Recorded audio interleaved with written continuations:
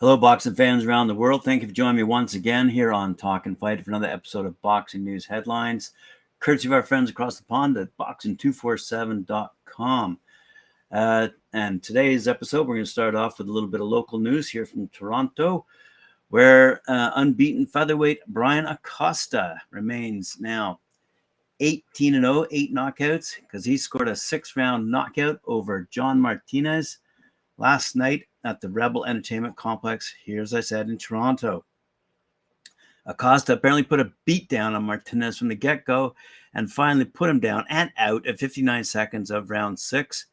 And that event, by the way, was attended by your friends at Talk and Fight, who bring you much more information later on. Stay tuned to the channel for an update and hit that notification bell to let you know when we'll update you. Okay, here we go.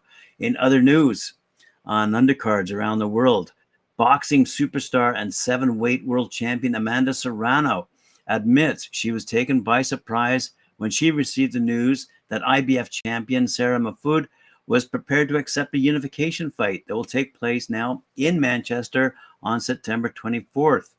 The Puerto Rican southpaw, based in Brooklyn, who holds the WBC, WBO, and IBO world featherweight titles, was set to oblige a WBO mandatory against Yamalith Mercado in August at Madison Square Garden. But that show was postponed and ultimately canceled, leaving the 33-year-old without a date, resulting, however, in her management team hooking up with Queensberry to place the real deal on the blockbuster Joe Joyce Joseph Parker heavyweight card taking place at the AO Arena. So much to her delight, the undefeated Dane and IBF world champion Mahfoud chose to share the Manchester stage with her for a unification match. It is thanks to my team the fight on August 6th fell off, and I need a fight. I need a fight, said Serrano. They got me on this card, and I'm super honored to be on this card and honored to have the opportunity to unify in my division. So there you go. Right. Undercard news coming your way with respect to Frank Sanchez.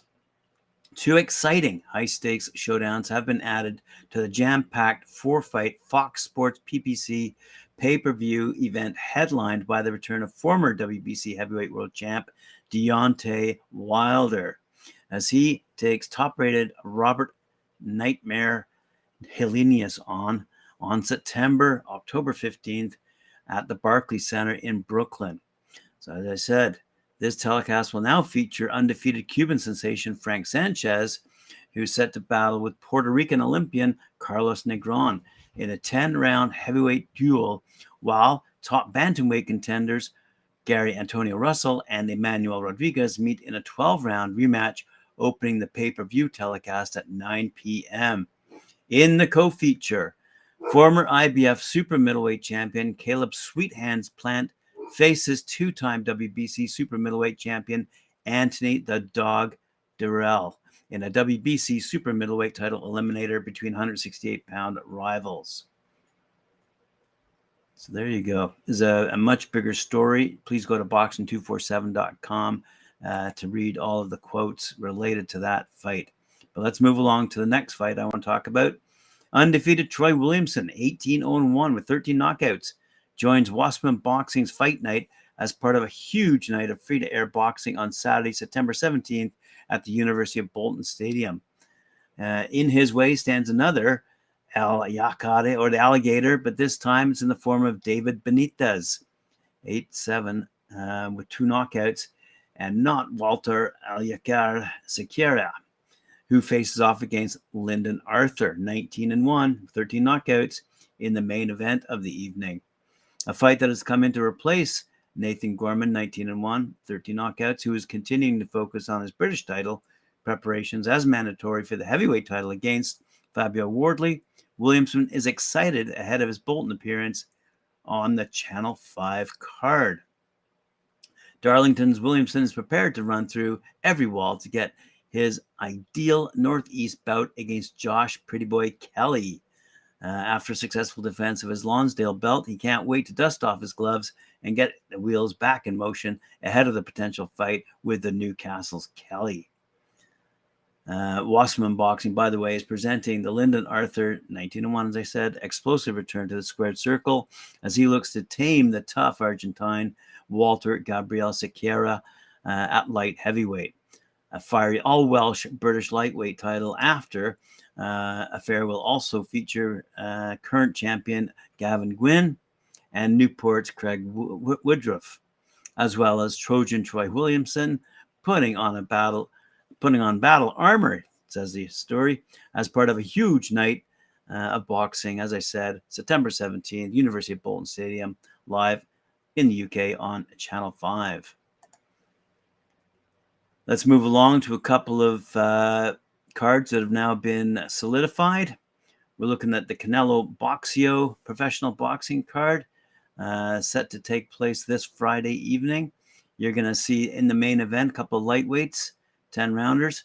Luis Coriano Torres, 16-0, out of Sonora, Mexico, going up against Cesar Gutierrez, 14-0, out of Guadalajara, Mexico. And then co-feature lightweight matchup, they've got Marco Cora, 8-0, from Sonora, Mexico, going up against Kevin Pedrejita out of Pereira, Colombia. And a super flyweight attraction, going 6 rounds. You're going to see Gerardo Sanchez out of Honduras go up against Israel Lopez, fighting out of Chihuahua, Mexico. In the featherweight division, going 4 rounds, Alejandro Cota, who we spoke of before, out of Sonora, Mexico, will be fighting Alex Bourbon out of Sonora, Mexico as well. A super featherweight clash, 4 rounds. Pedro Perfuria is taking on Juan Rodriguez, both fighters out of Mexico. And that's taking place at the Expo Palenque in Sonora, Mexico, Friday, September 16th. That's this Friday. And the promoters are the World Cup Boxing Series and De La O Promotions. Good stuff. Good stuff. All right, let's move along to another big card. This one taking place down in California. It's called Locked and Loaded. You're going to see in an 8-round super welterweight main event, Richard Brewer Jr., 12-0, 4 knockouts, take on Jashawn James, 6-0, 3 knockouts.